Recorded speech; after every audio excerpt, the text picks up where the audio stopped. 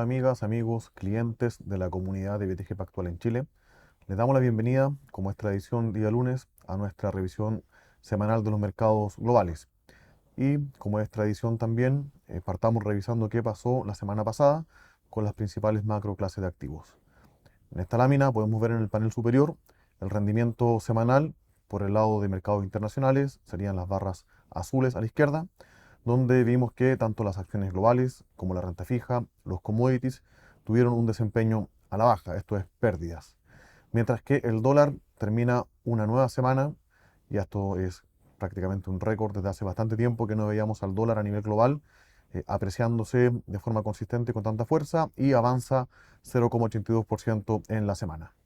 En la parte local tenemos que el IPSA también retrocede en línea con los mercados globales. La renta fija global, la renta fija chilena se muestra algo más defensiva. La renta fija corporativa en Chile también tiene buenos rendimientos y la moneda se deprecia con fuerza en línea con dos eventos que son las noticias de esta semana para revisar en profundidad. Abajo pueden ver la evolución de los rendimientos de los principales índices a nivel internacional y como siempre el detalle de estos en nuestro informe en PDF semanal. A nivel de acciones, la semana vimos prácticamente todas las regiones mostrando una rentabilidad negativa. Por el lado de los mercados desarrollados destaca Europa cayendo 1,76% y también Asia desarrollado, principalmente liderado por una caída en Hong Kong que tuvo además 2 días cerrados por las lluvias intensas, la más alta registrada desde que tienen estadísticas, y termina cayendo 1,9% la región.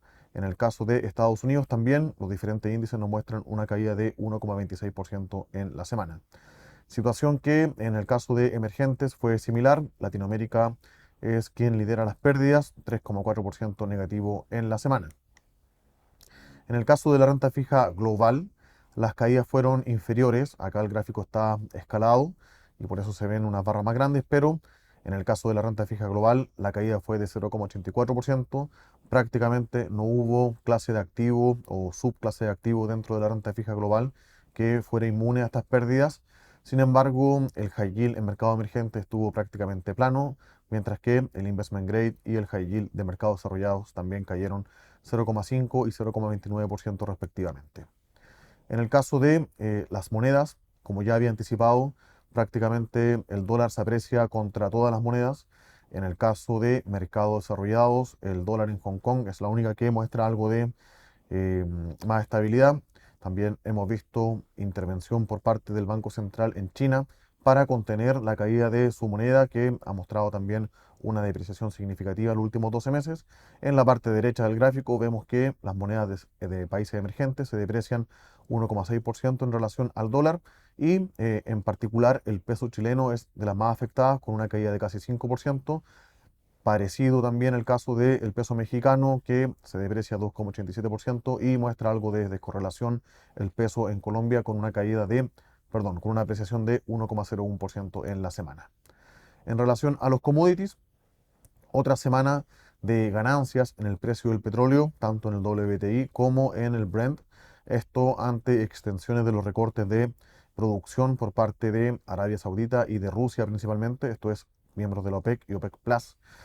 Y esto ha puesto algo de presión alcista en la cotización de esta materia prima que se acerca a los $90 del barril a mitad de semana y finalmente termina cayendo, pero en el neto se aprecia de forma importante y ya sería varias semanas que está mostrando un rebote más de 20% desde el mínimo. A nivel de commodities de energía, el gas natural, que es mucho más volátil, muestra un retroceso de 5,8% y prácticamente todos los metales, tanto industriales como preciosos, muestran una caída en la semana, liderados por la plata con menos 5,2% en estos 5 días. Respecto a las noticias de la semana, la primera es la inflación en Chile. Tuvimos el dato que se publica para el mes de agosto, donde la inflación fue 0,1%. Esto es bajo lo que estaba esperando el mercado. De hecho, cuando sacamos los elementos volátiles, la inflación termina en terreno negativo. Y acá podemos ver la lectura de inflación mensual en diferentes componentes. La primera fila nos muestra la inflación completa, el famoso IPC. donde vemos que el promedio del año 2009 al año 2019, la última columna, es 0,26, y la tonalidad de azules, mientras más profundo el azul, significa que más negativa la inflación en relación a su promedio histórico, mientras más profundo, más marcado es el rojo, significa que más elevada la inflación en relación a su promedio histórico. Entonces ya empiezan a predominar los colores celestes y azules, y aquellos que están reapareciendo con colores rojos incipientes son energía, frutas y verduras frescas, que en lo que va del año ha sido lo que más ha subido de precio, principalmente huevos y las papas y tubérculos. Y eso muestra un incremento en los precios de esta subpartida de 3,35% en el mes. Y por el lado de energía, en línea con lo que hemos visto del aumento en el precio del petróleo y también el aumento del tipo de cambio, 1,6% en el mes. De todas maneras, la nota es positiva. Obviamente hay algo de inflación que se va a desplazar para el mes de septiembre. Y a nivel de categorías o divisiones, que es el panel inferior del cuadro, vemos que prácticamente están todos en azul. Excepción sería un rebote que se da en la división de vestuario y calzado, que tiene un peso mínimo en todo caso en la canasta, 3,5%, como nos muestra la segunda columna del gráfico. En conclusión, una inflación que sorprende a la baja al mercado, pero que hay que hacerle doble clic para ver si efectivamente parte de la inflación que se esperaba para este mes se posterga para la entrega del mes de octubre correspondiente al mes de septiembre.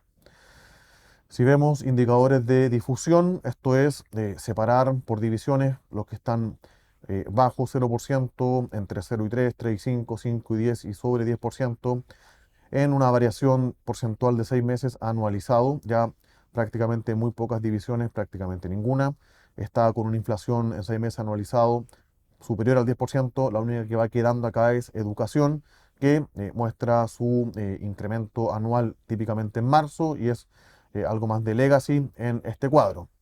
Ya en el próximo mes vamos a tener la predominancia de celestes más claros en este gráfico, y que obviamente eso nos hace revisar y extender la conclusión a que el problema de inflación muy elevada ya es cosa, al menos, de acuerdo a los datos que tenemos actualmente, cosa del pasado.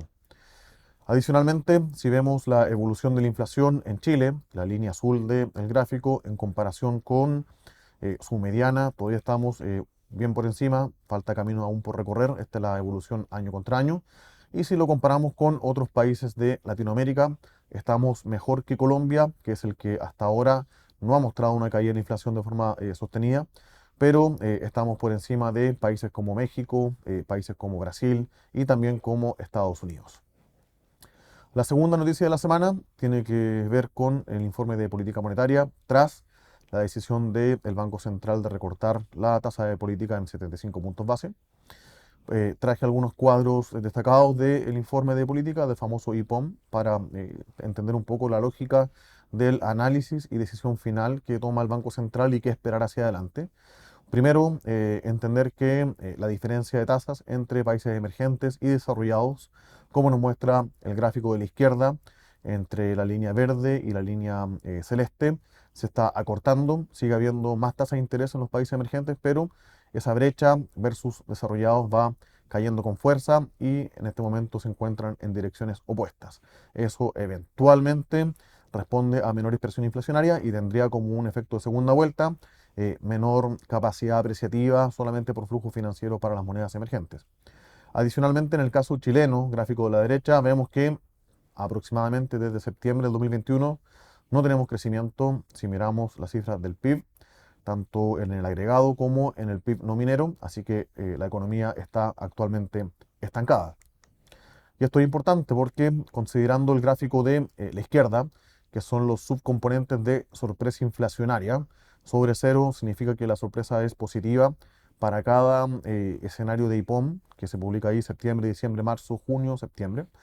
Hemos visto que ya las últimas dos lecturas, junio y septiembre, el neto de las sorpresas son negativas, y en la última medición ya para septiembre de este año, prácticamente todas las partidas restan inflación relativa al escenario base del Banco Central, y obviamente, por lo tanto, el sesgo de política monetaria tendría que seguir siendo a la baja. Parte de eso lo captura el mercado financiero. En el gráfico de la derecha están las tasas de captación, los depósitos a plazo, entre 30 a 90 días, 90 a un año y también 90 a un año en UF, de las tonalidades azul oscuro, intermedio y celeste, que ya están ajustando a la baja este nivel de tasas, de alguna forma anticipándose a los recortes futuros de tasas de política monetaria por parte del Banco Central. Y con esto tenemos que la actualización del corredor de política monetaria la ubica para fin de este año, 2023, en un rango que estaría entre 7,75 y 8%.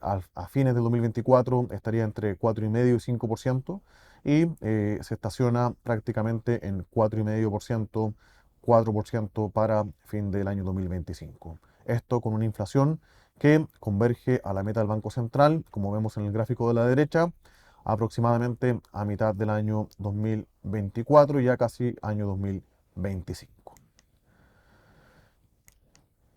Tenemos para esta semana, martes, publicación de datos de precios al productor en Japón.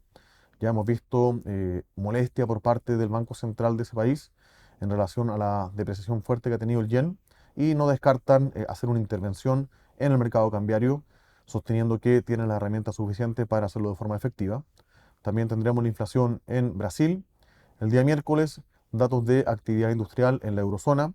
Y lo más relevante para esta semana, sin duda, el dato de inflación e inflación core para Estados Unidos, donde el mercado espera un repunte en relación al mes previo, pero que se mantendría en 0,2%, eliminando los elementos más volátiles como alimentos y energía. Ya para el resto de la semana, el día jueves, tenemos ventas de retail, subsidio de desempleo en Estados Unidos, decisión de tasas en la eurozona y actividad industrial en Japón. Finalmente, el viernes tendremos también datos de actividad industrial en Estados Unidos y la confianza del consumidor que elabora y publica la Universidad de Michigan. La próxima semana, siendo feriado, lunes y martes, no publicaremos nuestro reporte semanal, volvemos en 2 semanas más, pero como siempre, los dejamos invitados a conectarse a nuestras actividades, revisar nuestros informes y seguir también todas nuestras actividades en las redes sociales. Muchas gracias.